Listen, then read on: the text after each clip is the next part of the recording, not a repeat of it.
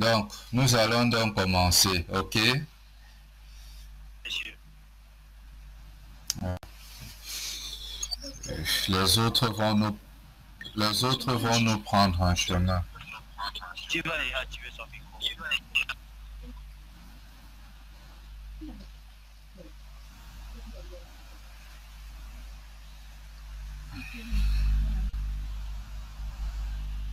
Docteur, tu me suis? Oui, monsieur. D'accord. Ok, vous êtes trois. Les autres ne sont pas là. Bien. Alors, je vous connais déjà tous. Je crois que vous me connaissez également. Nous sommes de nouveau ensemble pour faire un autre cours, celui de mécanique du solide, n'est-ce pas, qui est une continuité de celui que nous avons fait au semestre premier, notamment la mécanique du point. Donc, voyez-vous, cet enseignement que nous le faisons dans des circonstances particulières et même dramatiques parce que le monde est en train de traverser des temps difficiles pour notre siècle, notamment à cause de la pandémie du Covid-19. Alors voyez-vous, les cours sont aujourd'hui en train d'être faits un peu partout à distance à travers donc on va dire les outils des NTIC, notamment les applications Moodle, WhatsApp, Zoom et consorts. Ça veut dire que chacun de son côté doit faire des efforts pour que nous réussissions ensemble. Faire des efforts, ça veut dire quoi? Je vous ai donné un ensemble d'instructions. Il va falloir que vous les respectiez à la lettre. Comprenez que vous n'êtes pas en vacances, vous êtes en confinement. Et pour la plupart, même si vous avez rejoint les domiciles de vos parents, n'est-ce pas, il est clair que vous devez faire tout ce que vous avez à faire en termes de tâches ménagères et autres pour que, à l'heure des enseignements, vous soyez libre ou bien pour qu'on ne vous appelle pas pour vous confier des tâches qui vous empêcheraient de suivre l'enseignement. Parce que j'ai la mauvaise expérience avec des étudiants d'autres universités. Pendant qu'on est en train de faire le cours, je constate visiblement que beaucoup ne sont pas avec moi, ils sont en train de faire autre chose. Et j'ai dû sanctionner sévèrement cette attitude pour que les choses reviennent à la normale. Donc prenez les dispositions qui s'imposent, très important. Si vous ne le faites pas, vous êtes en train de réduire vos chances de réussir. Bien. Vous avez vu que sur la première page, en rouge, là où je suis en train de marcher, eh bien, je vous dis que le monde, justement, actuellement, du moins dans notre siècle, n'a pas connu telle situation dramatique. Il est donc de votre devoir, vous, en tant que, n'est-ce pas, futur ingénieur et intellectuel, de faire l'effort à votre niveau, n'est-ce pas, d'appliquer au maximum les règles barrières qui ont été, n'est-ce pas, mises sur pied pour combattre cette pandémie. Parce que la réussite ou bien nous allons vaincre le combat tous ensemble, chacun à son niveau. Ça veut dire que si vous êtes à la maison, véritablement, il faut les appliquer ces règles. Si vous sortez, il faut faire pareil parce qu'un petit geste, n'est-ce pas, sauve beaucoup de personnes. Vous avez vu comment ailleurs, on démontre aujourd'hui d'ailleurs qu'une personne contamine facilement trois autres et ainsi de suite, la propagation va en chaîne.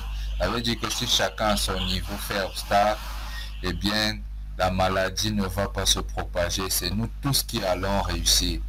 Alors que si vous êtes à la maison, votre frère, votre soeur sort par exemple sans masque de protection et vous ne le rappelez pas, la rappelez pas à l'ordre, vous vous mettez vous-même en danger parce que si à l'extérieur, il ou elle contracte la maladie, eh bien vous qui êtes sous le même toit que lui ou elle, vous serez contaminé. Donc c'est pourquoi il faut être hyper responsable. On veille sur nous-mêmes en veillant sur les autres. Donc je vous exhorte, n'est-ce pas, à faire preuve de maturité dans ce sens. Bien, le cours que nous sommes en train de faire aujourd'hui, n'est-ce pas, il est essentiellement tiré, ou alors il est essentiellement celui que en 1995 le professeur Castagnede a fait à l'université du Maine en France. C'était toujours, n'est-ce pas, à l'intention des élèves ingénieurs. Alors, il y a aujourd'hui beaucoup de cours. Vous pouvez taper sur Internet partout. Vous allez avoir tellement de cours, tellement de références. Bien, compte tenu du temps que nous avions et autres, j'ai trouvé ce cours, n'est-ce pas,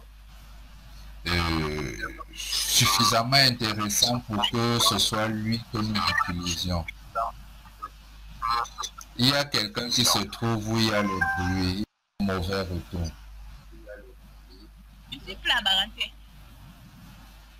Non, c'est pas les... Même ici à Tchang, il pleut, je suis à Tchang. Mais est-ce que vous suivez un mauvais retour de mon côté? Oui, mais... Vous m'entendez bien ou pas? Oui, monsieur. Si monsieur, on vous entend. Vous m'entendez? Voilà, justement. Ok. Donc, j'étais en train de dire que nous allons donc utiliser un support de cours, celui du professeur Castagnede, enfin en 95. Bien. Au premier semestre, nous avons fait le cours de mécanique du point. Et aujourd'hui, nous allons faire celui de la mécanique du solide. La différence fondamentale que vous devez comprendre, c'est que en mécanique du solide, nous ne nous intéressons pas uniquement à un point, mais à un ensemble de points. Nous nous intéressons ici à un solide. Précisément, nous allons nous intéresser aux solides qui sont indéformables. On entend donc par solide indéformable des solides pour lesquels, par exemple, si j'ai deux points mm' d'un solide, alors la distance mm' ne change pas avec le temps. C'est ça un solide indéformable. J'ai le solide a différents points. Je m'intéresse par exemple à deux points mm'. Eh bien, ce mm' est invariant avec le temps. C'est ça la notion de solide indéformable. Parce que quand on passe au solide déformable, eh bien, on tient compte d'autres aspects mathématiques, physiques. Mais si nous allons nous intéresser uniquement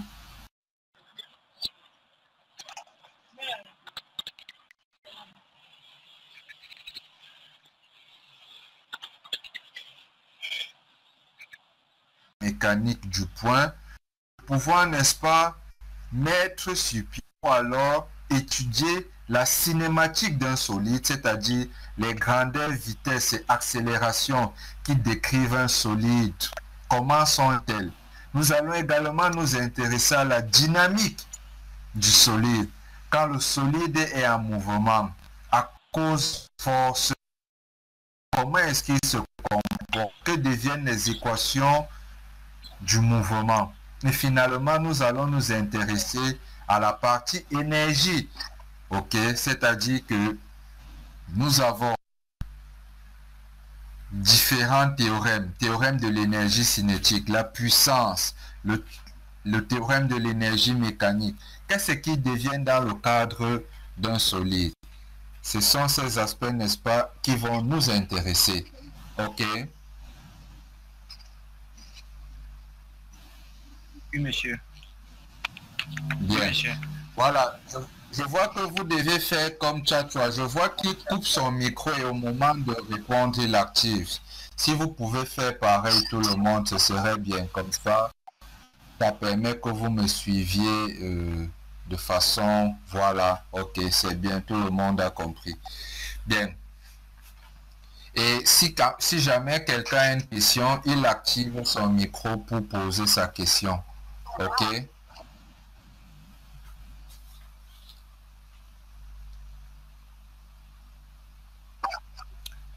Bien. Oui, monsieur. D'accord. Alors, dans cinématique du solide, 2.1, champ des vitesses d'un solide indéformable. Le champ des vitesses d'un solide indéformable. Comment est-ce que ça se passe? Alors, est-ce que vous lisez bien? Oui, monsieur. C'est lisible? Oui, monsieur. Dalen, est-ce que tu m'entends?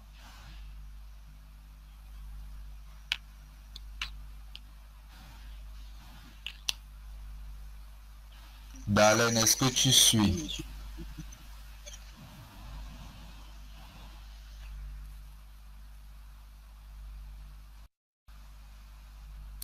Ok. Donc, un solide indéformable est manifestement caractérisé par le fait que la distance géométrique entre deux points quelconques M et M' est invariante. La distance est invariante pour un solide indéformable. Ça veut dire que quoi? Ça veut dire que la distance entre deux points constitutifs du solide est constante. On va caractériser la distance ici par le vecteur M' au carré. C'est ça la distance. La distance est donc constante. Si elle est constante, ça veut naturellement dire que au cours du temps, elle ne change pas. Donc mathématiquement, c'est de dire que la dérivée par rapport au temps de cette grandeur va être nulle. Alors, quand on applique donc la dérivée par rapport au temps à la distance égale à 0, on aboutit à l'équation où je suis. C'est-à-dire, vous dérivez une fonction à la puissance n, comme vous connaissez, dérivée de f à la puissance n, ça fait n, c'est-à-dire 2, f', c'est-à-dire dérivé par rapport au temps de m', fn moins 1, c'est-à-dire m' à la puissance 2 moins 1, ça fait 1. Donc, voilà, on aboutit donc à cette relation. Bien. Si on a une telle relation, alors on peut utiliser un point origine O que nous allons introduire dans le vecteur M' de telle sorte que nous aurons M' égale à MO plus OM' égale à OM' naturellement qui est là et MO c'est moins OM. Nous portons donc cette relation que nous venons mettre plus haut. Quand on le fait, on aboutit à la relation M' scalaire V de M' égale à M' scalaire V de M. C'est simple. Donc je dis nous portons la relation, nous mettons ici dérivée de M' par rapport au temps, ça va tout simplement être dérivée de OM' par rapport au temps, moins dérivée de OM par rapport au temps. Or, nous l'avons vu au premier semestre, quand on dérive OM' ou OM qui représente donc des vecteurs position de M' ou de OM, ça nous donne tout simplement la vitesse de ces points. On va noter ici, contrairement par exemple au premier semestre, c'est une histoire de notation, la vitesse de M, on note ça V, vecteur, M entre parenthèses, pareil pour M'. Ok, c'est une notation. Au premier semestre, nous notions M en indice tout simplement. Bien, donc ici donc en mettant la dérivation ici, nous avons la vitesse de M' moins la vitesse de M. Et nous allons faire scalaire M'. Quand nous faisons donc le scalaire, nous aboutissons donc à cette relation. Cette relation, qu'est-ce qu'elle signifie? Vous venez sur le schéma qui est juste à côté. Elle signifie que chaque fois, n'est-ce pas, sur la droite qui porte le vecteur M', eh bien, si j'ai le vecteur M, vecteur vitesse du point M, vecteur vitesse du point M', eh bien, ceci, par exemple, pour M, c'est-à-dire depuis M jusqu'au projeté orthogonal de la vitesse sur le support, pareil pour M', depuis M' jusqu'au projeté orthogonal sur le support, eh bien, ces distances ne changent pas. Elles sont les mêmes. C'est ce qu'on appelle l'équiprojectivité. Donc la distance ici est la même que celle-ci. Dans le projeté orthogonal, si vous voulez, des vecteurs vitesse sur le support de droite est le même. On pouvait prendre un autre point, un troisième point, m secondes. On aurait mis là et naturellement, on devait avoir mm' scalaire v m' égale à mm' scalaire v de m égale à m, ok, m seconde scalaire v de seconde. Donc c'est ce qu'on appelle dans la relation d'équiprojectivité.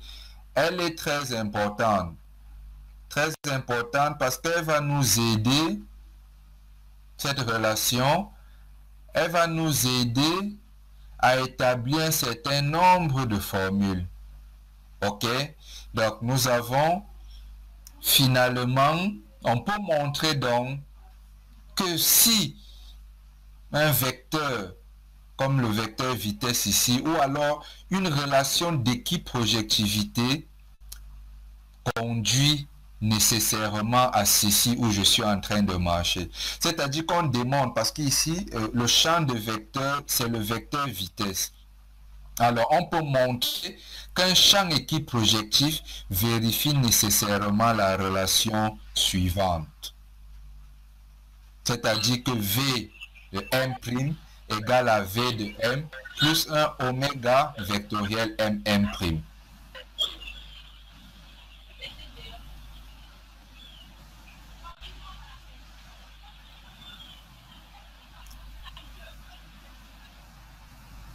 Donc, tout champ de vecteur équiprojectif vérifie donc cette relation.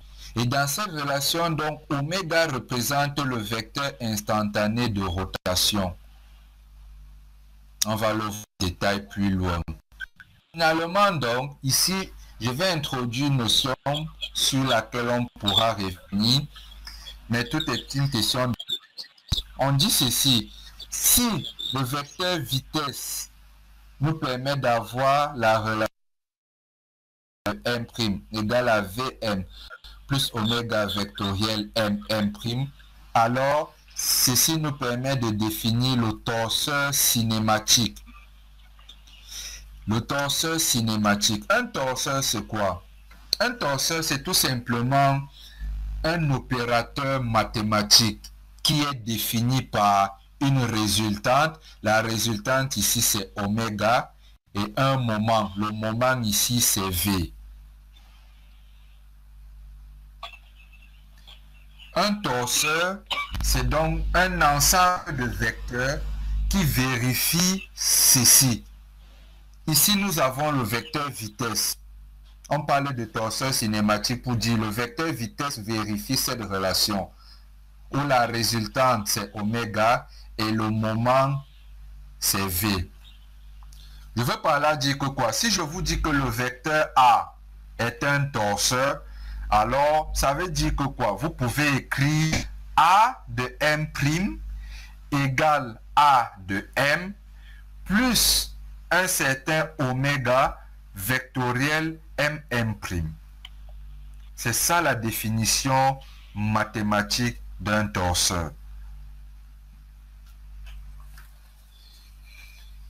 Ici donc, puisque le vecteur en question c'est le vecteur vitesse, et nous avons vu que la vitesse, n'est-ce pas, décrit la cinématique, et bien on va tout simplement parler de torseur cinématique.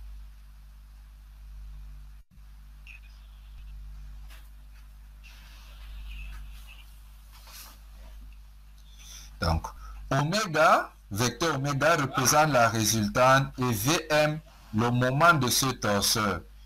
Darlene, coupe ton micro.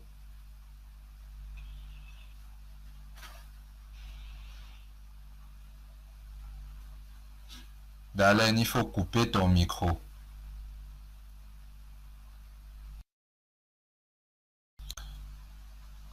Bien.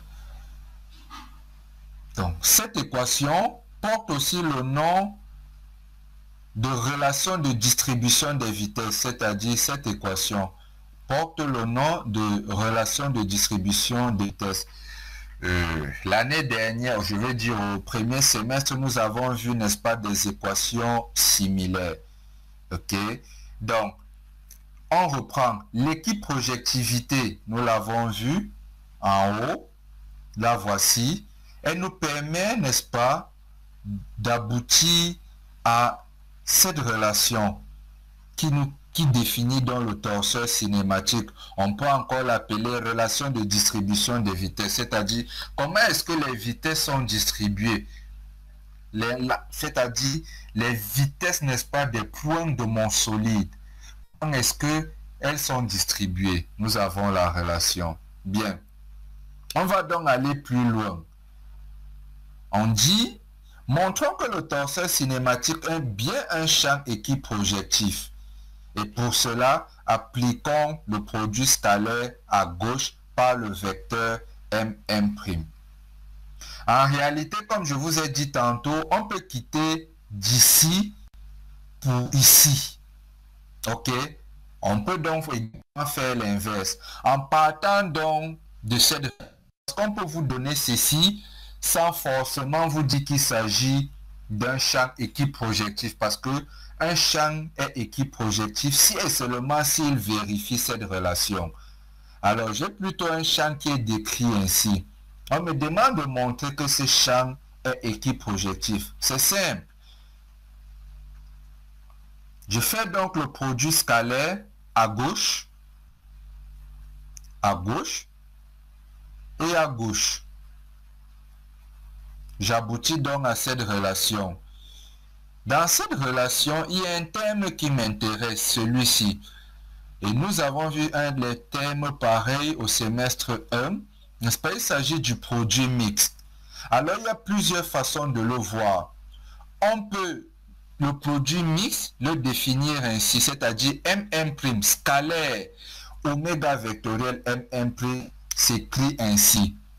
Par permutation circulaire, on peut le retourner et aboutir à ceci, qui peut s'écrire comme ceci.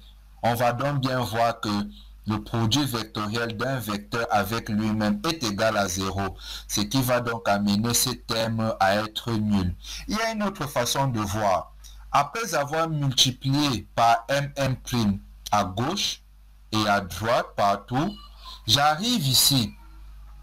Quand j'ai oméga vectoriel mm', nous avons vu, le produit vectoriel de deux vecteurs donne un vecteur qui est orthogonal au plan formé par ces deux vecteurs. Alors, oméga vectoriel mm' me donne un vecteur qui est donc orthogonal au plan contenant oméga et mm'. Autrement dit, qui est donc orthogonal à oméga et à mm'. J'ai donc ici un vecteur qui est orthogonal à mm' et je vais faire le scalaire, le produit scalaire de ce vecteur avec mm'. L'angle entre les deux, naturellement, c'est 90 degrés. Auquel cas, le produit scalaire, par définition, va être nul.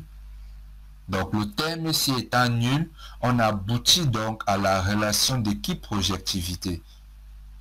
Autrement dit, le torseur cinématique vérifie bien la relation d'équiprojectivité.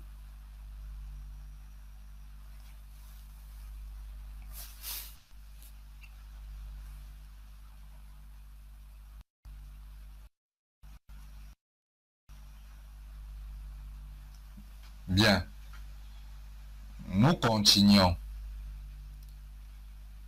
Le temps que ça charge. Bien, déjà là, est-ce qu'il y a des questions? Est-ce que ça se comprend bien jusqu'à là? Oui, monsieur. Ok.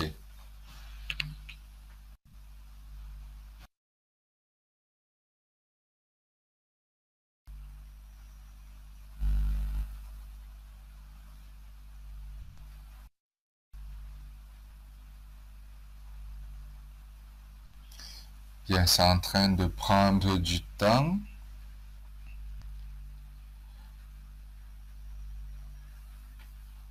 Si vous m'écoutez, donc réduisez, ouvrez la fenêtre, réduisez la fenêtre de la conversation et vous ouvrez donc avec votre PDF le cours.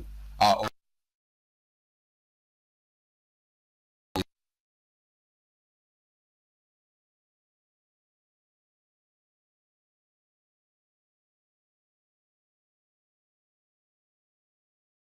ce que je veux dire un peu, donc au cas où ça c'est où, je vais donc continuer les explications directement et vous allez suivre pas par ici, mais à partir de votre fichier PDF.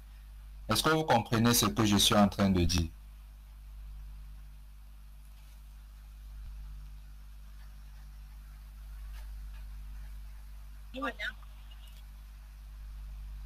Est-ce que vous comprenez ce que je suis en train de dire? J'ai dit, c'est clair? Oui, monsieur. Je dis ceci, ouvrez le PDF, d'accord? Vous avez ça à côté, comme ça, quand chez moi... Ok, d'accord, si c'est bon, on continue. Voilà, finalement, donc, nous avons notre relation d'équipe-projectivité, ce qu'il fallait démontrer. On dit donc qu'un champ de torseur est un champ équipe-projectif et vice-versa. On en déduit que la relation d'invariance de la longueur mm' au carré égale à constante pour un solide indéformable se traduit par la relation de distribution de vitesse qui est donnée ici. Puisque n'oubliez pas que c'est parce que mm' au carré est constante que nous avons donc pu avoir l'équipe projectivité et le torseur cinématique. Et la distribution des vitesses, la relation de distribution des vitesses, la voici. Bon, de préférence, cette forme-ci. Bon, vous avez le choix, mais il ne faut pas vous embrouiller. On a Vm' égale V de M plus oméga, vecteur rotation instantanée, vectoriel M'. Voyez bien, c'est vectoriel M' ici. Dans le cas où vous avez d'abord M là. Donc vous aurez oméga vectoriel M'. Ne vous embrouillez pas. Et si vous écrivez plutôt cette forme-ci, où vous voulez mettre le vecteur M' devant, eh bien, vous avez M', et le vecteur rotation suit. On va donc prendre un cas particulier. Prenons donc le cas où Vm est fixe. Si Vm est, je voulais autant pour moi, le cas où M est fixe. Alors si le point M est fixe, ça veut tout simplement dire que Vm égale à 0. Et si Vm égale à 0, la relation de distribution de vitesse conduit à ceci. À Vm' égale tout simplement oméga vectoriel M'. Or, Vm' est égal à la dérivée par rapport au temps de M'. Vm' est égal à la dérivée par rapport au temps de M'. Ok? Et donc, finalement, égalité, égalité, ça nous amène à dériver par rapport au temps de M' égale oméga vectoriel M'.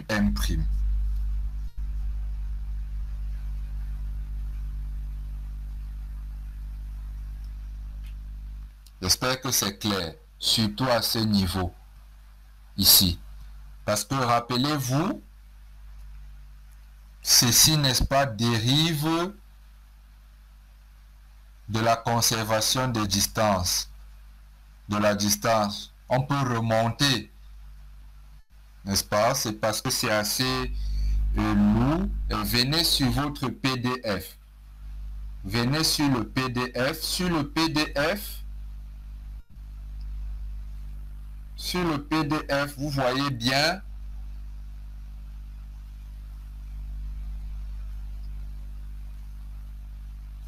Attendez, je vais revenir un instant.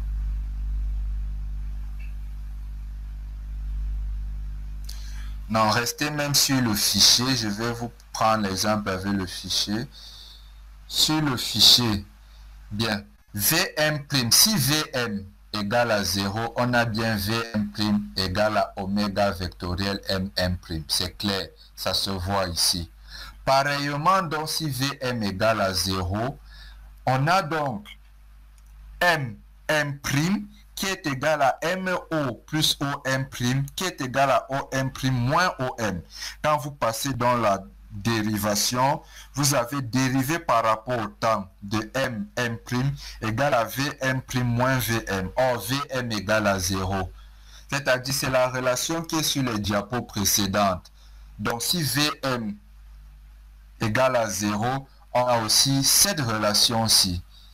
Alors, Vm' étant identique, on aboutit donc à dériver par rapport au temps du vecteur mm' égal à oméga vectoriel mm'. Voilà. On peut aller plus loin. On peut se dire, ok, soit d'un A un vecteur unitaire suivant la direction de mm'.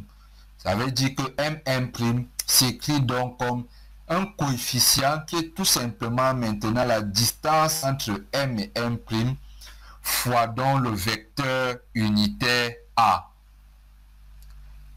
Si tel est le cas, on porte donc mm' qu'on vient mettre ici et ici, et par démonstration, on aboutit à dériver par rapport au temps du vecteur A égale tout simplement à oméga vectoriel A. Et on va appeler ceci la formule de dérivation vectorielle. C'est-à-dire que tout vecteur que j'ai, quand je le dérive par rapport au temps, sa dérivée par rapport au temps, c'est tout simplement le vecteur, le produit vectoriel entre le vecteur rotation et ce vecteur. Donc, dérivé par rapport au temps d'un vecteur égale, si j'ai le vecteur vitesse instantanée, je fais son produit avec le vecteur considéré. Est-ce que cette partie c'est clair, ça se comprend? Monsieur. Les autres, Dalen, ça c'est. Est-ce que ça se comprend? Oui, monsieur. Ok. Donc, ce qu'on peut faire, attendez, je vais même faire mieux.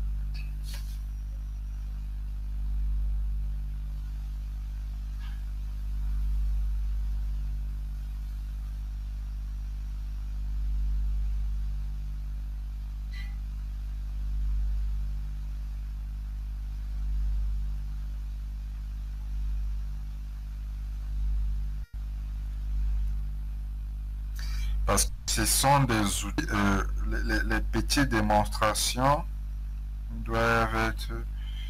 Alors, allez dans le groupe WhatsApp. J'ai envoyé. Vous regardez un peu ce que j'ai envoyé là. Si tout le monde est au niveau du groupe WhatsApp. Donc,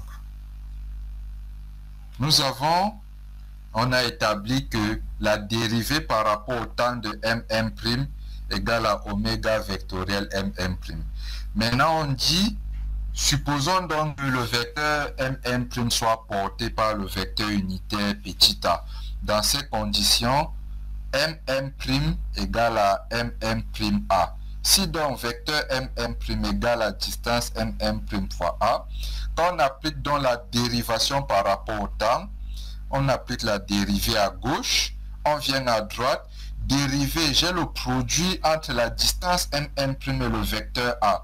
Donc ça va faire dériver par rapport au temps de mm' fois A plus mm' dérivé par rapport au temps de A. Or, la distance mm', ne l'oubliez pas, nous sommes dans le cadre d'une invariance. Vous pouvez voir le schéma. mm' est constant, ne change pas avec le temps. Donc le terme-ci vaut 0. Du coup, la dérivée par rapport au temps de mm' est tout simplement égale à mm' fois la dérivée de A par rapport au temps. Nous prenons l'autre terme, oméga vectoriel mm'. Oméga vectoriel mm' égale tout simplement, puisque mm' c'est distance mm fois A, on peut mettre mm' de côté. Ça fait oméga vectoriel mm' égale à mm' fois oméga vectoriel A. Vous portez donc les deux termes que vous revenez mettre en haut. Vous aurez donc mm' dérivé de A par rapport au temps égale à mm' oméga vectoriel A. Et les m' se simplifient. On a donc la dérivée par rapport au temps de A égale à oméga vectoriel A. Nous appelons donc ceci formule de dérivation vectorielle. Ok, tout vecteur, pour peu que nous ayons le vecteur, vous pouvez revenir sur dans la classe virtuelle. Donc tout vecteur, pour peu que nous ayons le vecteur rotation, eh bien la dérivation de ce vecteur par rapport au temps, c'est tout simplement le produit vectoriel entre oméga et ce vecteur. Ici, naturellement, oméga orienté suivant K. Oméga est orienté suivant K. Et on a θ point. C'est dans la formule de dérivation vectorielle. Et nous sommes dans le cas donc où le solide tourne autour de l'axe oméga. Et c'est à partir de cet axe que dans le plan du mouvement ou alors dans le mouvement plan du solide, il faut repérer la coordonnée angulaire θ. On dit que oméga est l'axe instantané de rotation. Le module de oméga représente la vitesse angulaire instantanée au temps t, noté θ point t. Il peut s'agir d'une constante dans le cas d'un mouvement circulaire uniforme. C'est-à-dire que dans le cas d'un mouvement circulaire uniforme, on peut avoir que θ point t est constant, c'est-à-dire que la vitesse angulaire ne change pas, elle est la même.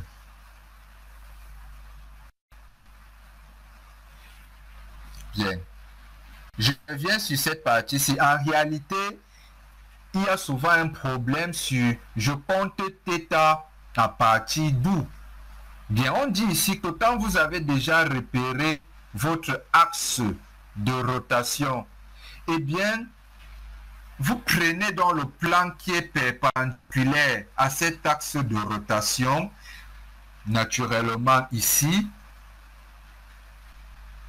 et c'est par rapport donc à cet axe que vous comptez θ dans le plan donc perpendiculaire à l'axe de rotation. Est-ce que ça se comprend?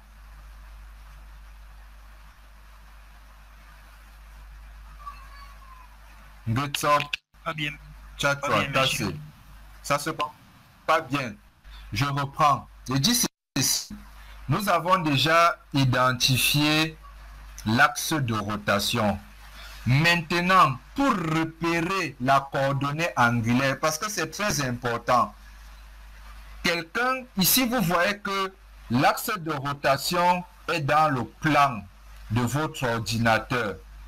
L'axe de rotation est dans le plan de l'écran de votre ordinateur. On nous demande de repérer la coordonnée angulaire θ. Quelqu'un ne doit pas dire que θ c'est l'angle entre oméga et par exemple un vecteur qui est ici. Ou bien θ c'est l'angle entre oméga et un vecteur qui est ici. C'est-à-dire un vecteur qui est toujours dans le plan de l'écran de votre ordinateur. Non. Quand on a déjà la vitesse ou bien l'orientation du vecteur vitesse-rotation, eh bien, on cherche le plan qui lui est perpendiculaire. Autrement dit, le plan de votre table ou alors le plan où il y a le clavier de votre ordinateur. C'est donc dans ce plan qu'on va repérer l'angle θ qui se balade. Et ça sera chaque fois tout simplement à partir de l'axe, l'angle entre un vecteur, ok, une origine qu'on aura choisie et une position quelconque. C'est clair maintenant? Oui, monsieur. Ok. Parce que quelqu'un, on peut demander de repérer le vecteur, l'angle θ. Au lieu de le mettre par exemple ici, je ne sais pas moi, quelqu'un vient, au lieu de dire que voici θ, c'est-à-dire ici, vous voyez bien comment je défile là pour θ.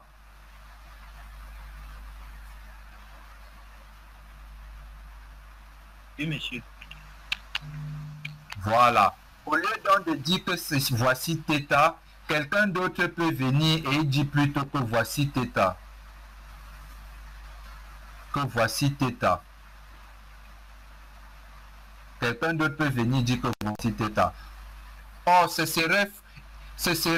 serait pas bien. Pourquoi? Bon, déjà, il est dans le plan. Bien sûr, déjà, l'angle est dans le plan. Mais sauf que l'angle ne prend pas source à partir de oméga. Cet angle-ci, il est bien sûr dans le plan, mais il n'a rien à voir avec oméga. Donc, c'est pour ça qu'on dit que ça doit tout partir de oméga. Bien. Voilà. Alors, nous prenons donc un exemple. Nous avons la roue sur le sol. Nous avons le schéma X, Y, Z. Naturellement, nous avons vu ça au premier semestre. Vous voyez bien que Z est sortant. Ça nous regarde. Nous avons donc la roue. Voici un point A, le point O, et nous avons B ici. Bien, nous avons V0 ou VO si vous voulez, la vitesse du point O, là orientée donc suivant les I. En utilisant donc la composition des vitesses ou de distribution des vitesses, on a VA va être égal à VO plus, bon, naturellement ici on a mis VO comme on a mis AO entre parenthèses, non, bon, vitesse initiale on laisse comme ça, égal donc à V de O plus donc oméga vectoriel OA. Pareil pour B. Vecteur VO, c'est tout simplement la norme fois le vecteur I qui l'oriente. Plus donc oméga, ici c'est θ point K. La rotation, l'axe oméga est orienté suivant Z, suivant K. Vous avez donc K vectoriel J. Nous avons fait tout ça au premier semestre. Et vous voyez donc nous avons les expressions des vitesses de VA et de VB. S'il n'y a pas de glissement, c'est-à-dire au niveau de A, n'est-ce pas, il n'y a pas de glissement. Je pense que vous comprenez bien ça. Imaginez un peu, vous avez la roue, votre petit frère, vous savez les roues des motos, des voitures que les enfants utilisent souvent. Il tape là avec sa main, c'est en train de tourner. Imaginez, quand on dit qu'il n'y a pas de glissement, donc ça ne tire pas. Ici, s'il n'y a donc pas de glissement, ça veut donc dire que la vitesse de A est nulle. Il n'y a pas un V ici à ce niveau. Et si VA donc est nul, VB est tout simplement égal à 2VO, qui est égal à ceci.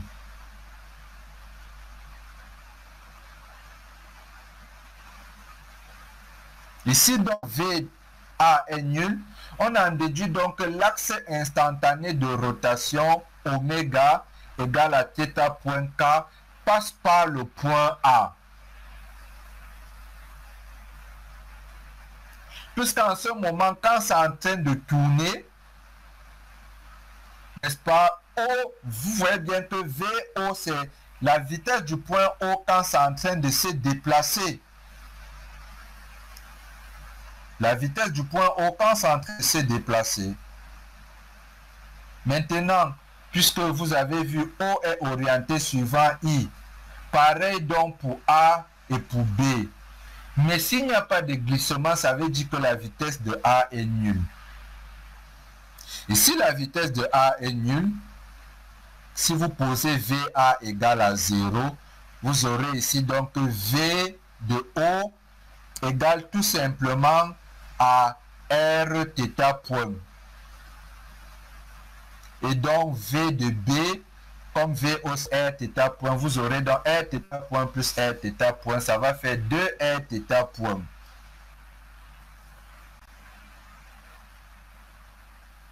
Or, si VA donc est égal à 0, ça veut dire donc que c'est comme si l'axe de rotation instantané passait par A, par le point A, tout simplement.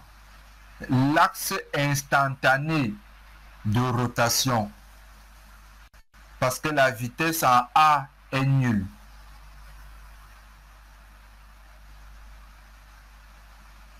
Est-ce que c'est clair?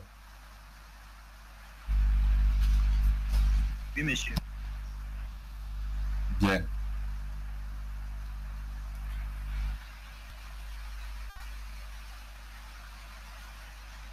Nous continuons.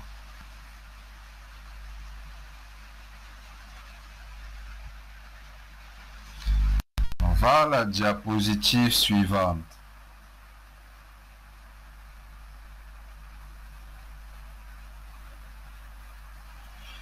Bien. Nous avons donc déjà vu la distribution des vitesses, puisque je vous ai dit que nous sommes à la cinématique.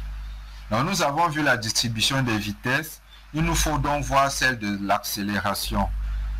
Alors, ça c'est comment est-ce que nous avons défini la cinématique pour qu'on se comprenne bien au premier semestre. La cinématique c'est quoi? Ça c'est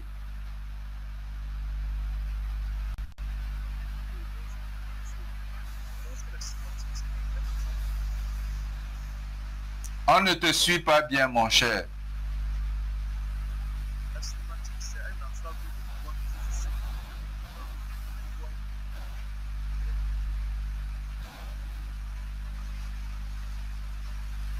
Écris-moi ta réponse, envoie-moi un message. Tu cliques sur mon nom et tu envoies discussion. Je ne te suis pas bien. Get up, la cinématique, c'est quoi?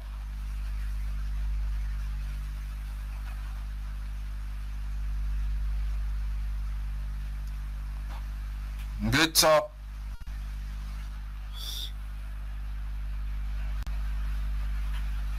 Steph, c'est quoi la cinématique?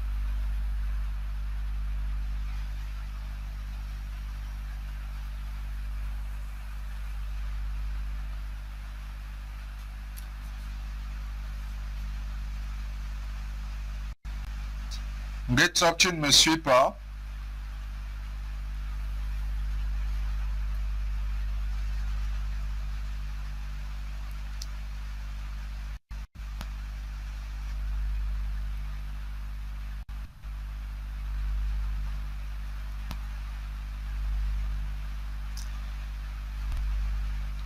Get up, c'est quoi la cinématique? Ça c'est, j'ai dit envoie ta réponse, écris-moi savoir. Tchatchoua, c'est quoi la cinématique?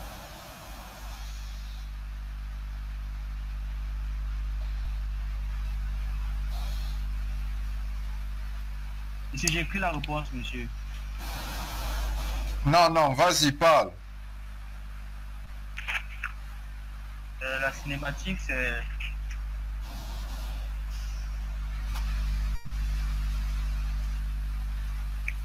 Je ne te suis pas du tout.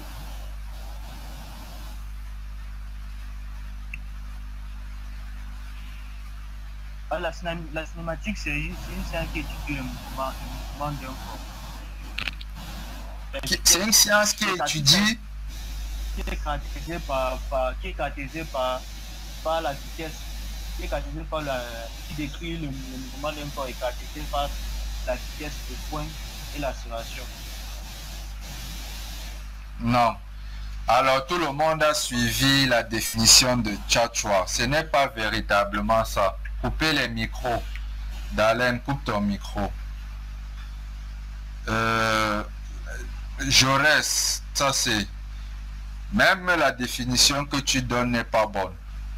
Vous avez oublié votre cours, mes amis. Au premier semestre, nous avons défini ça.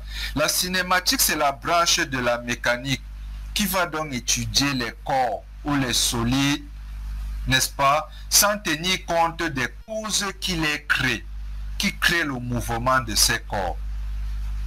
C'est l'étude des mouvements des corps sans tenir compte, en faisant abstraction des causes qui les produisent. C'est pourquoi ici, on s'intéresse donc aux grandeurs cinématiques qui sont donc la vitesse et l'accélération. Pourtant, nous avons vu que la dynamique maintenant, c'est tenir compte ou alors étudier le mouvement en tenant compte donc des forces extérieures qui sont la cause de ce mouvement. Vous vous rappelez maintenant de ça? Oui, monsieur. Oui, monsieur. Voilà, c'est ça. Donc, quand vous entendez cinématique, vous allez étudier donc vitesse, accélération et autres, qui sont donc en fait l'étude, qui constituent l'étude du mouvement. Sauf qu'ici, vous ne cherchez même pas la preuve. On va revenir, je reviens un peu. Je reviens sur la diapositive 4. La preuve. Est-ce qu'on nous a dit ici qu'est-ce qui est même en train de faire que la roue tourne? Non, monsieur. Non, on ne connaît même pas. Est-ce que quelqu'un qui est derrière en train de pousser, de taper avec sa main? Non. Dans le cadre de la cinématique, on ne peut pas savoir. Tout ce qui nous intéresse, c'est le mouvement tel qu'il est en train de se dérouler. Qu'est-ce qui est caractérisé par quoi en termes de vitesse et d'accélération? C'est ça. Donc nous avons déjà vu la distribution des vitesses pour le solide. Nous avons vu que le champ de vitesse est un champ équiprojectif qui nous permet d'arriver donc de définir un torseur cinématique. Nous passons maintenant au champ des accélérations. Naturellement, nous avons vu les définitions. Pour avoir l'accélération, on va tout simplement dériver la loi de distribution des vitesses par rapport au temps. Donc, on avait Vm' égale à Vm plus oméga vectoriel mm'.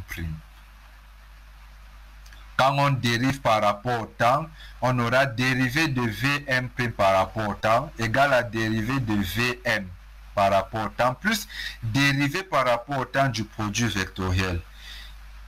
Ceci nous donne gamma de m', ceci nous donne gamma de m. Ceci, nous avons vu la formule, quand je dérive un produit vectoriel, c'est tout simplement la dérivée du premier vecteur vectoriel, le second, plus le premier vecteur vectoriel, la dérivée du second.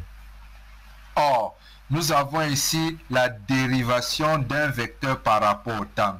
Nous avons vu que la dérivation d'un vecteur par rapport au temps, c'est tout simplement oméga vectoriel, ce vecteur, avec oméga dans le vecteur de rotation. C'est-à-dire que chaque fois que je vais dériver un vecteur par rapport au temps, dans le cadre par exemple d'un solide ou de n'importe quoi, si j'ai un vecteur rotation à côté, et bien j'ai seulement le produit vectoriel de ce vecteur avec le vecteur rotation. Bien, si tel est le cas, Et bien finalement, on a donc gamma de M' égale à ceci. Mais là, vous constatez qu'il y a un terme supplémentaire, par exemple, comparativement au cas de la vitesse. Il y a ce terme-ci. C'est-à-dire que si on avait seulement ceci plus ceci, ça aurait ressemblé à celui de la vitesse. Mais on a ceci. On dit donc que le champ des accélérations n'est pas un torseur. À cause donc de la présence de ce terme additionnel. Ce n'est pas un torseur.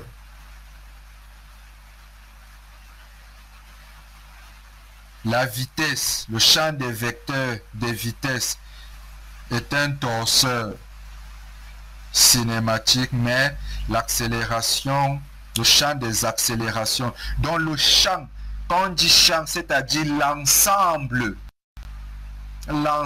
c'est-à-dire l'accélération de tous les points constituant mon solide. C'est ça le champ des accélérations. Ça ne constitue donc pas un torseur.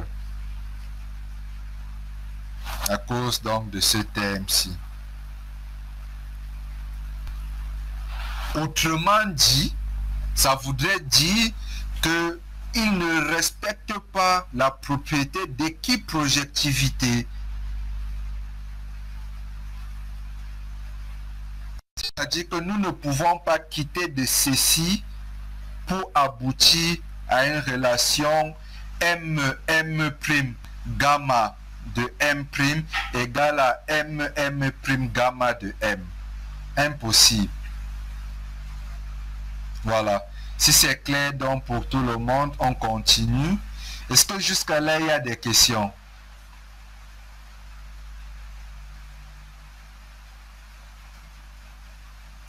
Est-ce qu'il y a des préoccupations?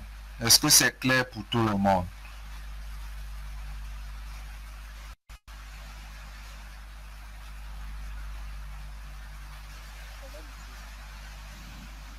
Ok. Dalen, Ngutsop, est-ce que c'est clair pour vous?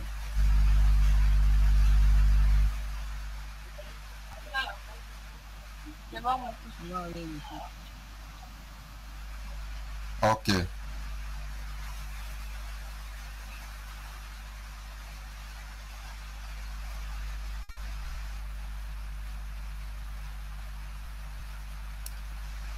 Nous allons donc passer à la loi de composition des vitesses, qui est quelque chose qui est très important, puisque, voyez-vous, nous avons affaire à un solide. Nous avons dit que le solide est indéformable, c'est-à-dire que deux points qui ont une distance petit a vont conserver leur distance tout au long de l'évolution du solide. Sauf que la vitesse de chacun des points, comment est-ce qu'elle sera? Vous avez vu comment nous définissions avec la loi de distribution des vitesses la vitesse d'un point M' par rapport à la vitesse d'un point M.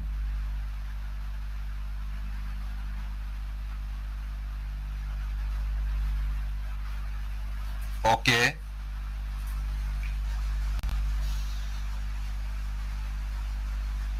Chatua, je ne te suis pas bien. Ok? Oui, monsieur. D'accord. Alors, comme personne n'a de questions, moi j'ai une question. J'ai une question. Bien. Je suis donc dans le cadre d'un solide. Dans quelles conditions donc deux points du solide auront la même vitesse? J'ai par exemple une voiture qui est en train de se déplacer. La voiture se déplace. La voiture a par exemple, comme nous le connaissons, ses sièges. Un passager qui est par exemple sur le conducteur et celui qui est, disons, prenons le conducteur et celui qui est à côté de lui, au niveau du siège passager. Voilà. Dans quelles conditions est-ce que les points là, c'est-à-dire le siège du chauffeur et celui du passager à côté, auront la même vitesse? Puisque j'ai un solide, pourquoi est-ce que j'ai un solide? Je dis que le solide ne se déforme pas, mais je parle d'un champ de vitesse. C'est-à-dire que c'est comme si donc chaque point du solide avait sa propre vitesse. Pourquoi ça? Ou alors, autrement dit, dans quelles conditions chaque point du solide ou alors les points du solide auront la même vitesse?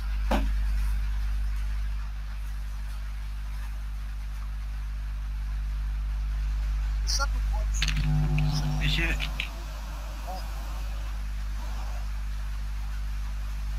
Oui. monsieur, chaque point du solide, sinon la même vitesse. Il est la même vitesse. Bon, Tchatchoua, vas-y d'abord. Tchatchoua, vas-y. Le solide est la même vitesse. Monsieur, je suis dit que pour que les solides, les points M aient la même vitesse, il faut que les distances soient conservées, la distance qui les sépare soit conservée. Faux. Soit constante. Ça c'est. Bon, moi, il faut que ces points soient sur un même axe. Ces points soient sur. Un même axe, que la vitesse soit constante. Faux. C'est faux.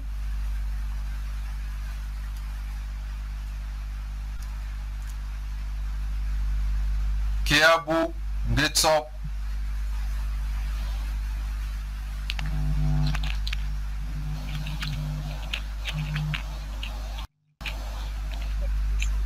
Dalen, je te suis.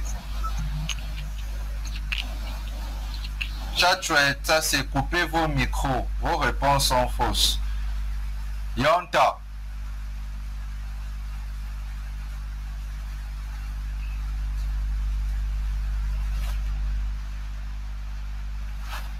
Yanta.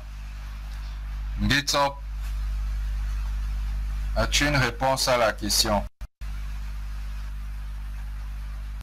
Dalen d'abord. Ngetsop attend que Dalen réponde.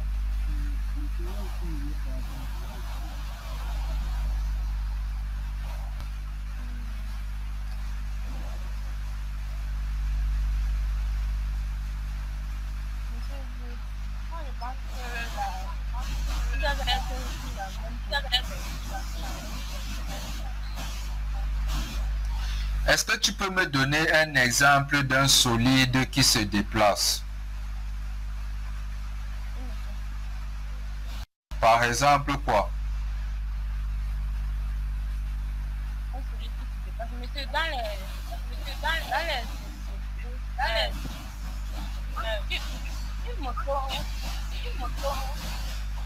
Une moto.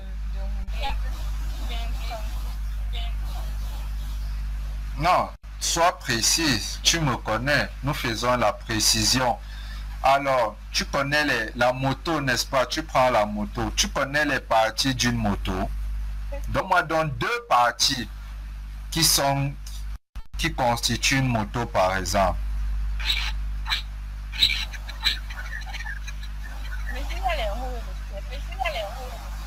Il y a les roues, monsieur. Il y a quoi? Et quoi? Les roues, monsieur. Les roues, c'est la moto et les moteurs. Bien. Alors, voyons voir. Est-ce que tu penses donc que les roues et le moteur se déplacent à des vitesses différentes? Les roues peuvent même t'embrouiller. Je prends le porte-bagages. Je prends le porte-bagages par exemple et je prends le moteur. Pour moi, pour l'observateur qui te voit passer sur cette moto, est-ce que tu penses que si tu vois une moto, par exemple, qui est en train de passer devant toi, dans quelles conditions est-ce que tu peux dire que le porte-bagages et le moteur sont à des vitesses différentes? Parce que c'est ça, le moteur, le porte-bagages sont des points qui constituent en fait le solide qu'est notre moto ici. Mais nous, on nous dit que on parle de champ de vitesse. Donc pour dire que chacun d'eux a une vitesse différente. Mais est-ce que c'est vrai donc? C'est ça. Dans la tête, c'est bizarre. Est-ce que tout le monde comprend la question? Oui, monsieur.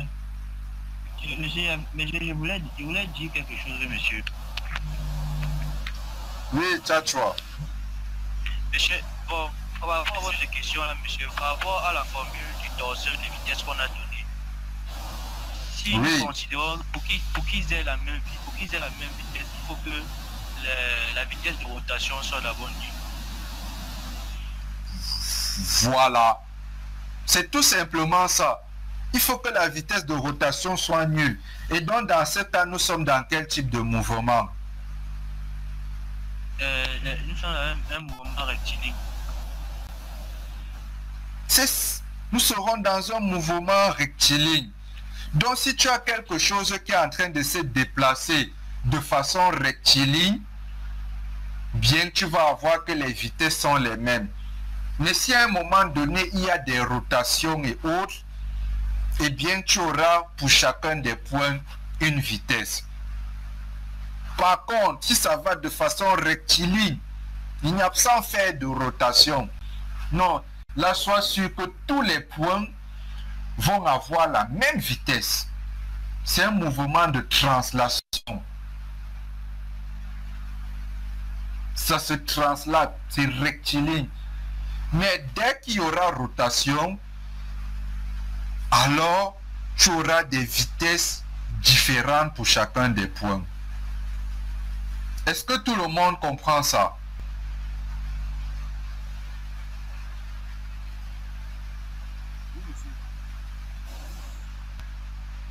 Voilà. Darlene, tu comprends? Pas très bien. Pas très bien. Nous reprenons. Viens-nous sur la loi de composition, la de distribution des vitesses. Ok. Sur la formule de distribution des vitesses, on voit bien que Vm' ne peut être égal à Vm que si oméga est égal à 0. Autrement dit, sans rotation. Donc, quand il n'y a pas de rotation, quels que soient les points que tu vas prendre, ils auront la même vitesse. Vm' égale à Vm, Vm seconde égale à Vm, Vm tierce égale à Vm. Donc tous les points ont la même vitesse. Parce qu'il n'y a pas de rotation. Alors que s'il y a rotation, le second terme qui est oméga vectoriel mm' va exister. Et même si oméga est constant, tu vois que mm' va changer. Si tu prends un certain point m', la distance mm', tu l'auras. Si tu prends un m seconde, tu auras un autre mm seconde. Donc finalement, tu auras différentes vitesses pour chacun des points du solide. Est-ce que c'est clair maintenant, Darlene?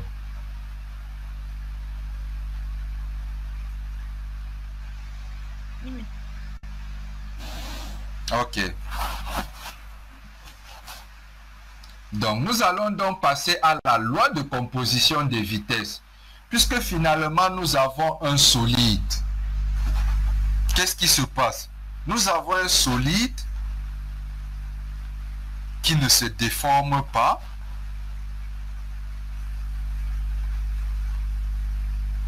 Et nous pouvons étudier son mouvement selon des référentiels bien précis.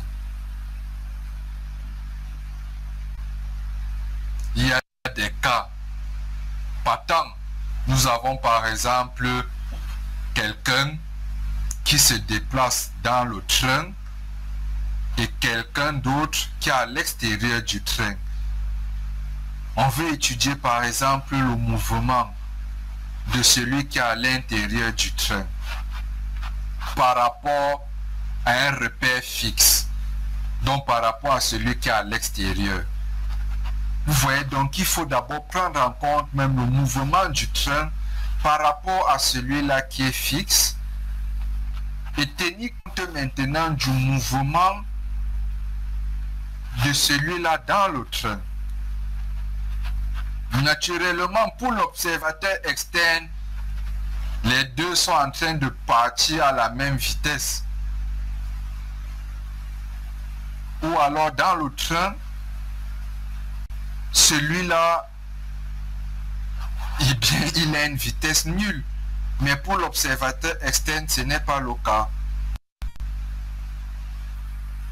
Donc voilà à quoi voilà, je voudrais dire, ce qui nous intéresse dans la loi de composition de vitesse. Voilà à quoi ça nous servira.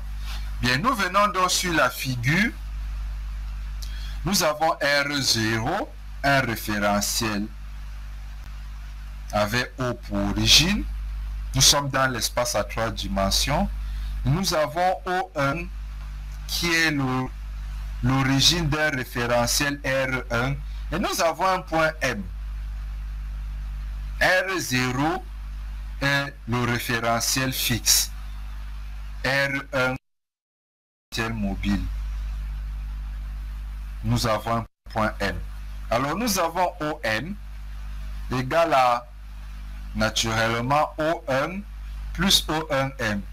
Quand on dérive par rapport au temps, dans le référentiel R0 bien sûr, ça nous donne la dérivée de O1, OO1, R0, plus celle de O1M, R0. O1M, naturellement, elle est caractérisée par ses coordonnées X, Y, Z.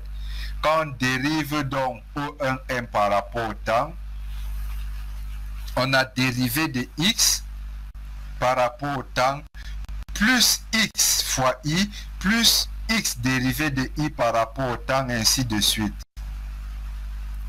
C'est-à-dire la dérivée des vecteurs unitaires par rapport au temps.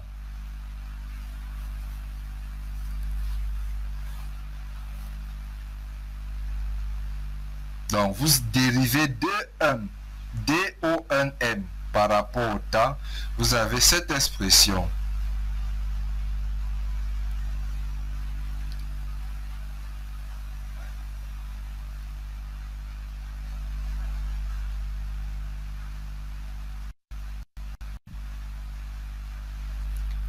Est-ce que ça se comprend, cette écriture?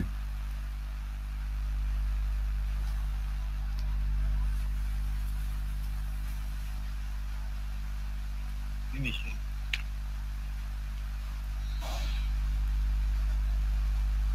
Ça, tu vois, ça se comprend? Oui, monsieur. Oui, monsieur. Ça se comprend? Oui, parce qu'en réalité, le référentiel R1 est mobile et ces axes qui sont I, J et K vont donc évoluer avec le temps. Puisque si le référentiel R1 s'y tourne par rapport au référentiel fixe, ça veut dire que les I, J, K vont aussi se déplacer. C'est pourquoi quand on vient ici et qu'on veut appliquer la dérivation, eh bien on a un produit de deux fonctions qui changent avec le temps. Le vecteur position, le vecteur unitaire et la position x.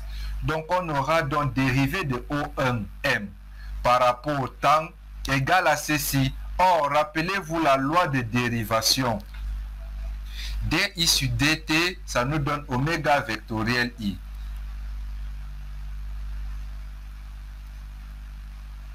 Et oméga est égal à oméga de R1 par rapport à R0 qui va représenter le vecteur instantané de rotation de R1 par rapport à R0. Très important, qui est oméga. Parce que quand on écrit oméga, même dans la formule, quand on met oméga, il faut bien comprendre qu'il représente donc la rotation du référentiel, donc de quelque chose qui tourne par rapport à quelque chose qui est fixe.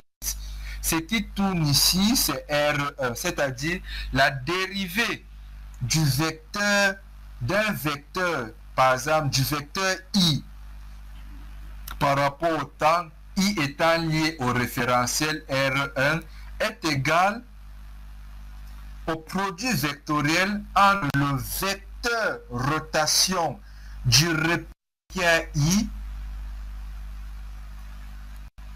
par rapport au repère fixe vecteur I. Bien. Donc, DO1M, donc de T par rapport à R0, égale donc DO1M de T par rapport à R1, plus donc oméga de R1 par rapport à R0 vectoriel O1M.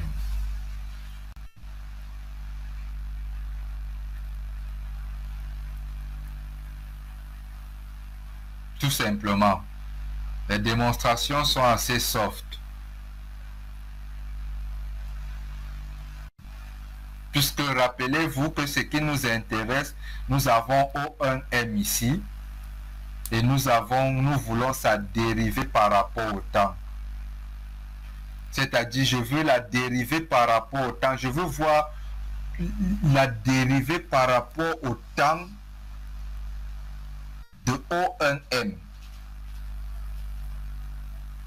Voici O1 et M.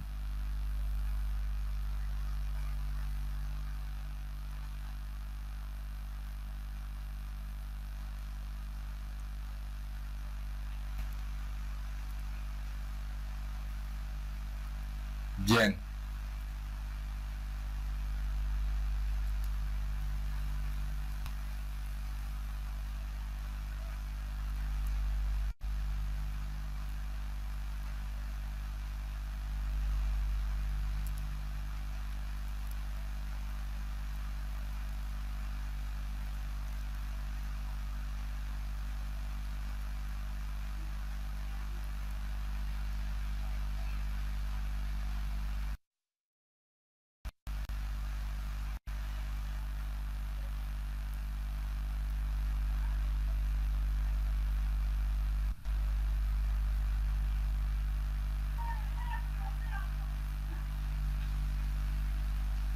Est-ce que ça se comprend bien pour tout le monde?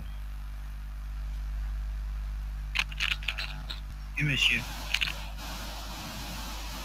Les autres, ça se comprend?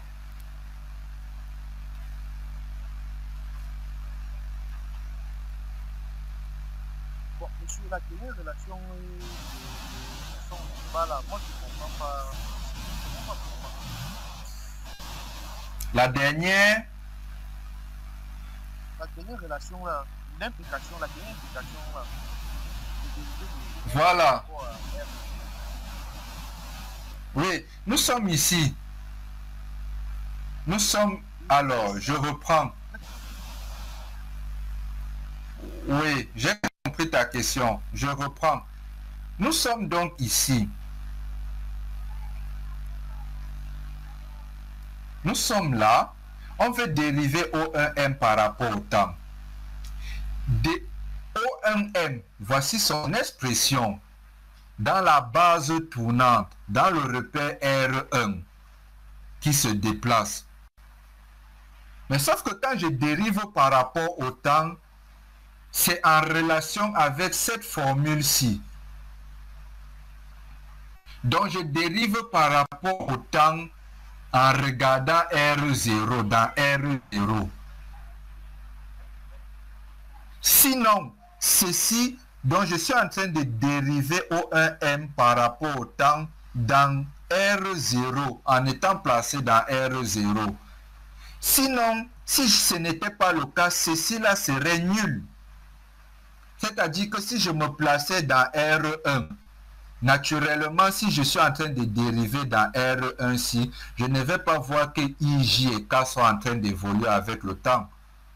Donc tout ceci va être nul.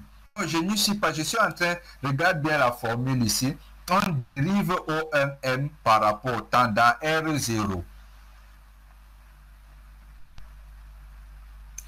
Alors O1M, on l'écrit comme ceci, et ça c'est ses coordonnées, n'est-ce pas, dans son référentiel, dans son repère. Bien, quand j'ai écrit comme ça, je passe la dérivation. Donc, on va dériver x par rapport au temps i, plus x dérivé de i par rapport au temps, plus dérivé de y par rapport au temps j, plus y dérivé de j par rapport au temps, ainsi de suite. Les trois ci là, les trois vecteurs-ci,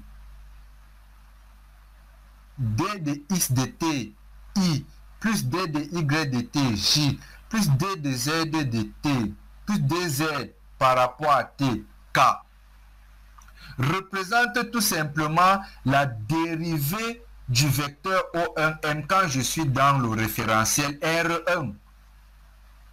Je dérive. Donc, c'est-à-dire, le truc classique, je me place dans le référentiel là et X a pour coordonnées X, Y, Z. Vous connaissez ça. Je dérive. Donc, ceci correspond à dérivée de O1M par rapport au temps dans R1.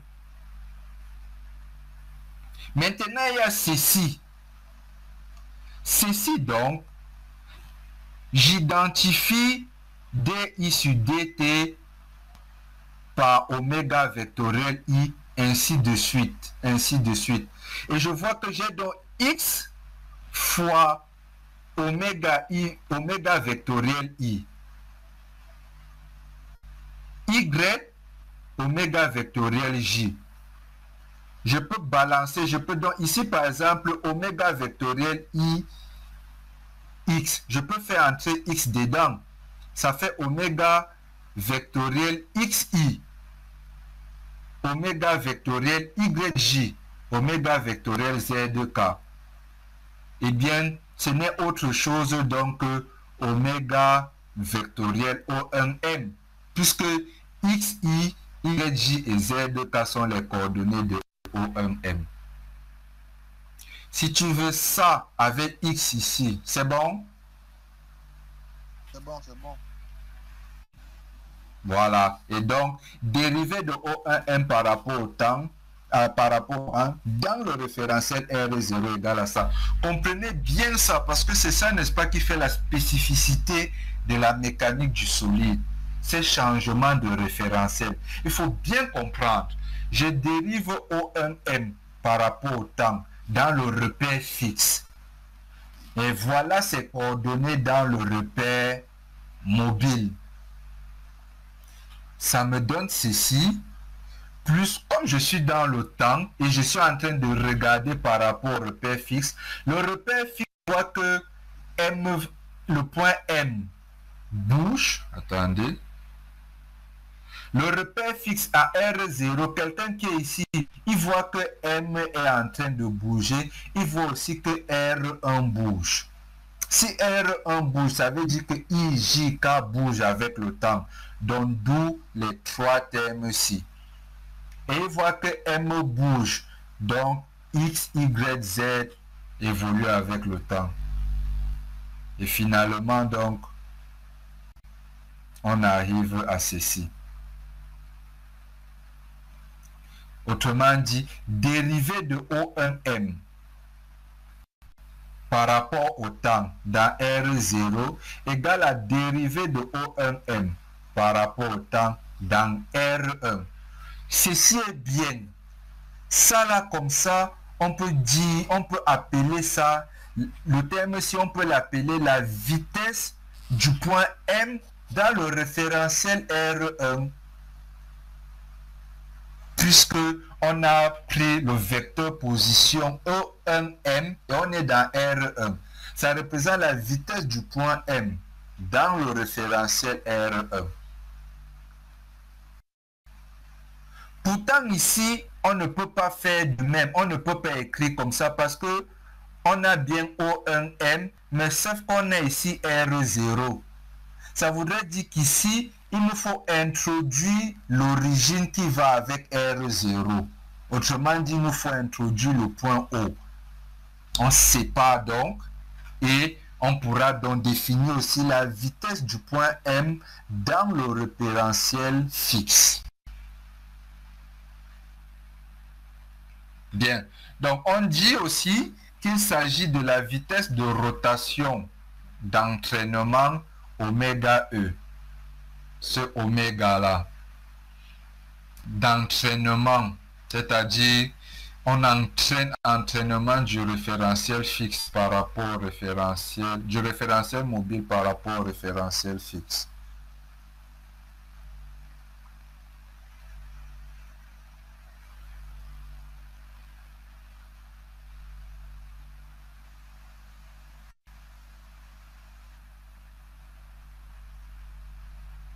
On va donc continuer. Bien. Donc finalement, donc, on aboutit à cette relation-ci. Puisqu'ici, peut-être vous n'avez pas bien cerné, je reviens un peu. Quand je reviens ici, j'introduis dans le point O. Vous aurez donc dérivé de O1O par rapport au temps dans R0 plus dérivé de OM par rapport au temps dans R0. Dérivé de OM par rapport au temps dans R0, ça fait V de M. Et dérivé de O1, dérivé de O1O par rapport au temps dans R0, c'est égal à moins V de O1.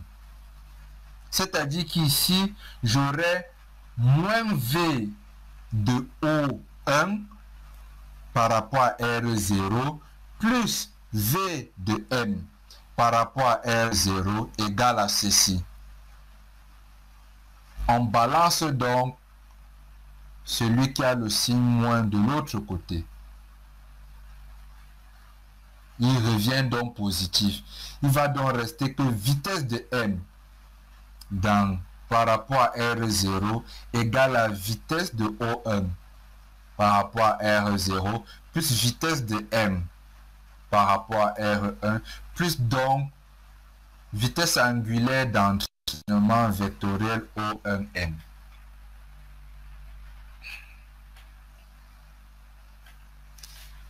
Bien. On regroupe donc V, O1, R0 et oméga. On va noter ça VE.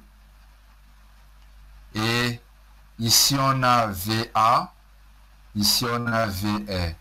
C'est ce qu'on appelle la loi de composition des vitesses. Tout simplement. Ça c'est la vitesse du point M dans le référentiel tournant. Ça c'est la vitesse du point M dans le référentiel fixe. A donc ça sera pour absolu, vitesse absolue, R pour relative, vitesse relative et E pour entraînement. Voilà la formule donc de la loi de composition des vitesses.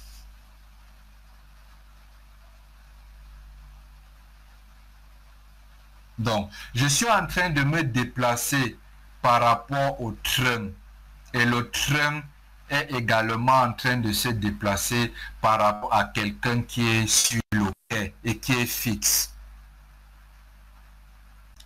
Je voudrais la vitesse de celui qui se déplace. Donc, vous avez par exemple un vendeur qui est en train de se déplacer dans un train. Le train lui-même est en train de se déplacer par rapport à quelqu'un qui est fixe.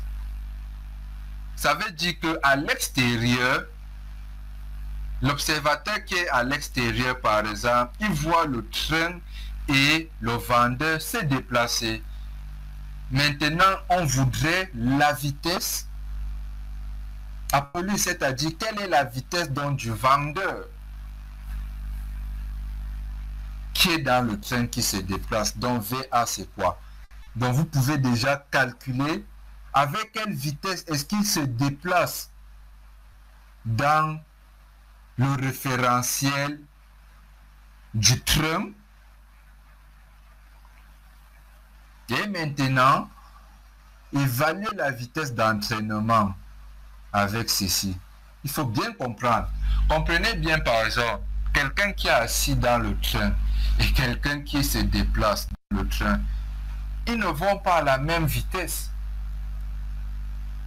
Si vous vous placez même dans le référentiel du train, quand vous êtes dans le référentiel du train, celui qui est assis à une vitesse nulle, pourtant celui qui se déplace à une vitesse non nulle. Donc voilà la loi de composition des vitesses. On va donc quitter de là pour passer à celle de composition des accélérations.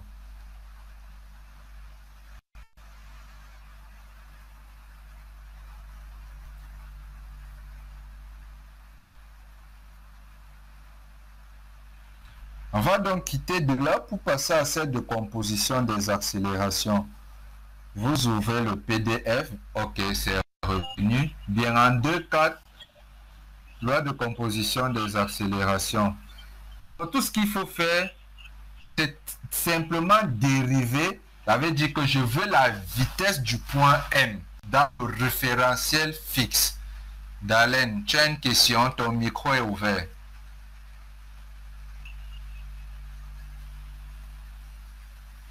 Ok. Je veux donc la vitesse du point M par rapport au référentiel fixe. Donc, qui est 0. Alors, il me faut tout simplement dériver cette expression par rapport à R0. Je dérive M par rapport à R0, j'ai gamma. On a appelé ça gamma de A. Gamma A de M. Qui est donc la dérivée par rapport au temps de la vitesse absolue par rapport à R0. Vous voyez, chaque fois on met par rapport, c'est ça la notation en bas comme ça. Ça sera donc la dérivée de la vitesse relative de M par rapport à R0 plus application de la formule de la dérivation pour le produit vectoriel. En fait, on a les deux termes. Donc, plus la dérivée de celui-ci, O1, puisque vous voyez bien que O1, ici, c'est aussi comme une vitesse absolue, puisque c'est par rapport à R0. On peut noter ça aussi en V, on peut noter ça comme VA de O1. Donc, je dérive VA de O1 par rapport à R0. Plus maintenant, je viens ici. J'ai le produit vectoriel. On a vu la formule. Je vais faire dériver de oméga E par rapport à R0 vectoriel O1M. C'est le terme ici. Plus oméga E vectoriel dérivé de O1M par rapport au temps dans le référentiel R0. Bien, vous pouvez donc utiliser les résultats précédents et on aboutit finalement à ceci, à cette relation-ci. La loi de composition des accélérations.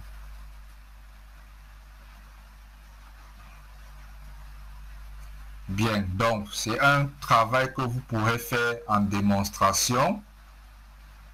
Et les trois derniers termes représentent l'accélération de M quand VR de M égale à 0 et gamma R égale à 0. Donc si on a ça égale à 0, on a bien l'accélération du M qu'on connaît, qu'on peut retrouver donc à la page précédente. C'est-à-dire que sinon nous sommes donc dans un cas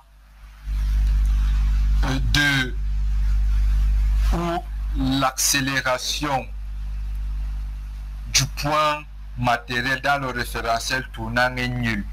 C'est-à-dire c'est comme si il est lié. Finalement, donc, on faisait comme si on regardait toute chose uniquement par rapport au référentiel fixe. On a dans les termes aussi.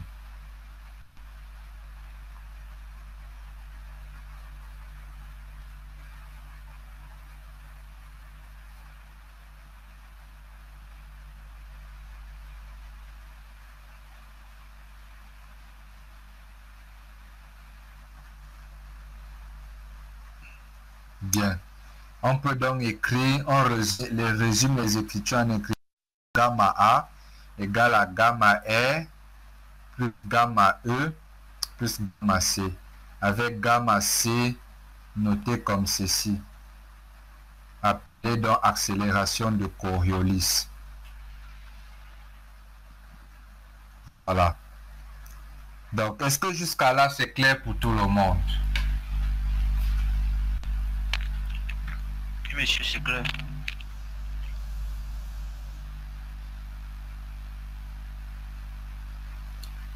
Darlene, ça c'est good job. Est-ce que c'est clair pour vous?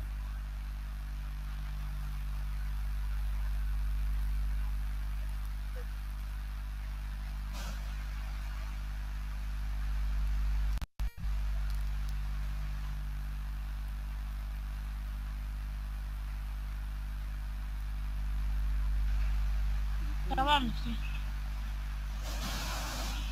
Ok. Bien. Donc on peut... Ce sont des formules. Bon, en général, il faudra donc vous exercer. Faites également la démonstration. Vous avez tout dans le cours pour arriver également à ce niveau. Voilà. Donc on a l'accélération absolue est égale à l'accélération relative plus l'accélération d'entraînement plus l'accélération de Coriolis. Tout simplement. Donc, et quand l'accélération absolue et l'accélération l'accélération relative et l'accélération d'entraînement sont... Et l'accélération, je reprends, suivez bien. Je dis ceci. L'accélération de Coriolis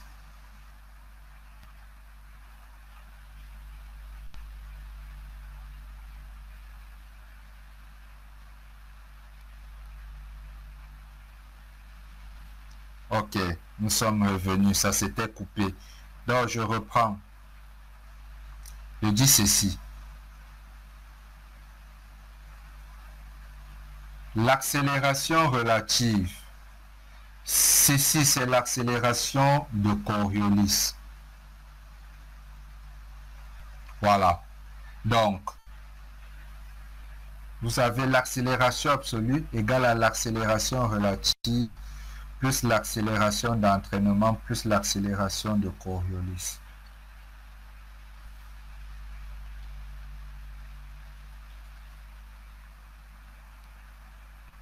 Vous pouvez maintenant faire cette application.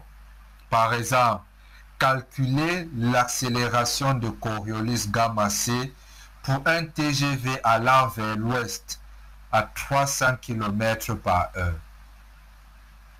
Voici la formule de l'accélération de Coriolis. L'accélération de Coriolis c'est 2 oméga E vectoriel VR.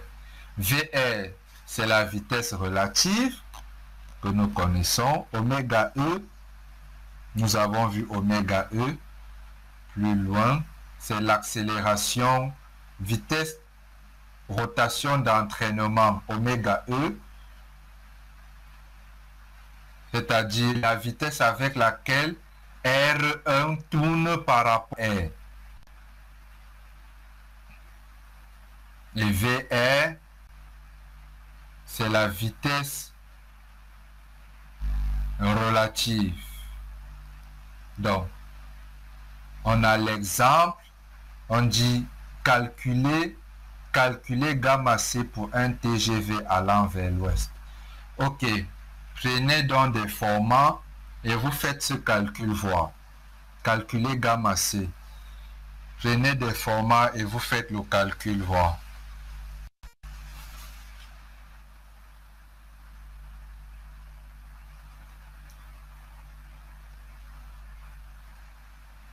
Donc, vous avez 10 minutes pour faire le calcul.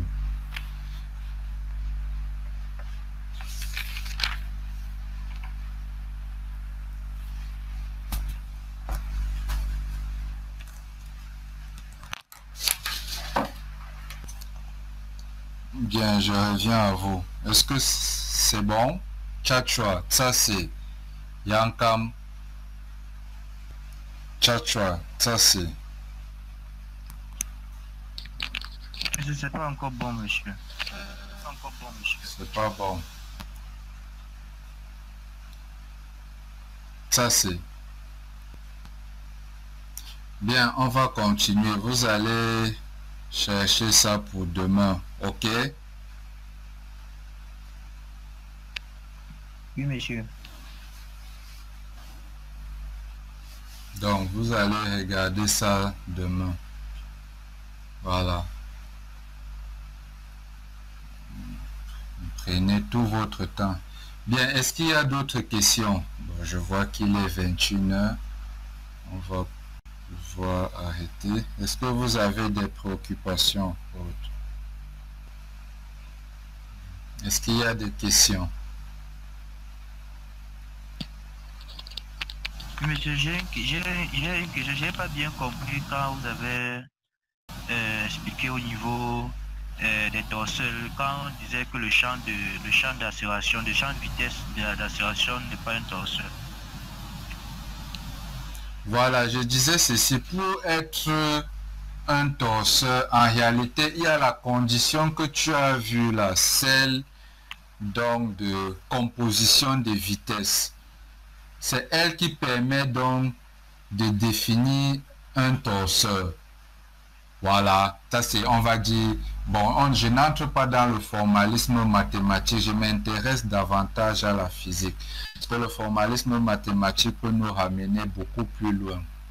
Donc l'idée c'est, voilà un peu comment un torseur se définit. Un champ de vecteurs qui est un torseur, en réalité, il va donc se présenter tel qu'on l'a, je crois, sur la diapositive. Voilà, là. Donc, quand tu t'écris comme ça, ok, tu peux être considéré comme un torseur. Un torseur, un champ de torseur, ça veut dire que pour un torseur, n'est-ce pas? Alors, tu vas avoir, il y aura un moment, il y aura une résultante. Donc, c'est-à-dire, cette expression-ci, elle est identique, similaire à l'écriture d'un torseur.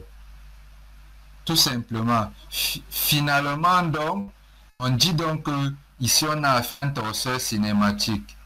Parce que le vecteur dans la distribution des vitesses ou à la cinématique, la vitesse forme un torseur cinématique. Par contre, pour l'accélération, ça n'a pas été le cas. On n'a pas pu avoir une expression de ce type. Oui, monsieur. Tchatchoua, est-ce que tu me suis? Voilà, tu peux...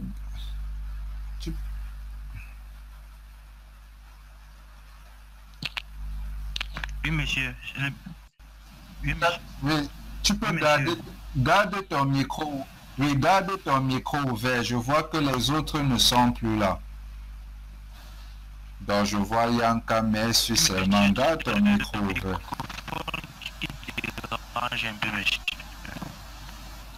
Ah, ok.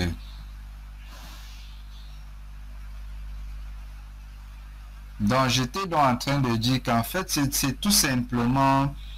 Donc, à votre stade, vous devez comprendre que c'est tout champ de vecteur qui peut s'écrire sous la forme ci. Parce qu'un torseur, en fait, c'est quelque chose qui a une résultante et un moment. Donc, voilà. Donc, ça me permet... Demain, je vais vous donner des éléments, on va dire, plus mathématiques et plus physiques. OK? Pour davantage comprendre ça. D'accord? Donc, demain, je vais donner d'autres éléments. On va même un peu travailler dessus. OK? Oui, monsieur. D'accord. Voilà. Bon. je pense que pour aujourd'hui, on peut s'arrêter comme ça. Dans le programme, demain, on commence à 20 h. C'est bien ça? Oui, monsieur. Ok. Donc, s'il n'y a pas d'autres questions, ça, je vois que tu es revenu. Est-ce qu'il y a des questions? J'ai dit pour l'exercice, vous allez le faire, le chercher même demain. Il n'y a pas de problème. Ok, Tassé. Ok, monsieur. Voilà. Et votre camarade, quand vous n'étiez pas là, posait une question sur le sens profond de la signification du torseur. Donc, je suis un peu revenu là-dessus. Et demain, je vais vous donner donc de détails. Ok? D'accord, monsieur. Voilà. Est-ce qu'il y a d'autres questions? Il y a des questions? Est-ce qu'il y a des questions? J'ai dit que nous n'avons mis là-dedans. Je ne vois pas d'autres questions.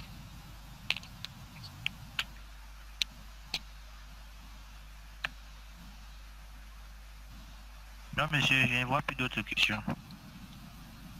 Ok, d'accord. Bon, à demain alors.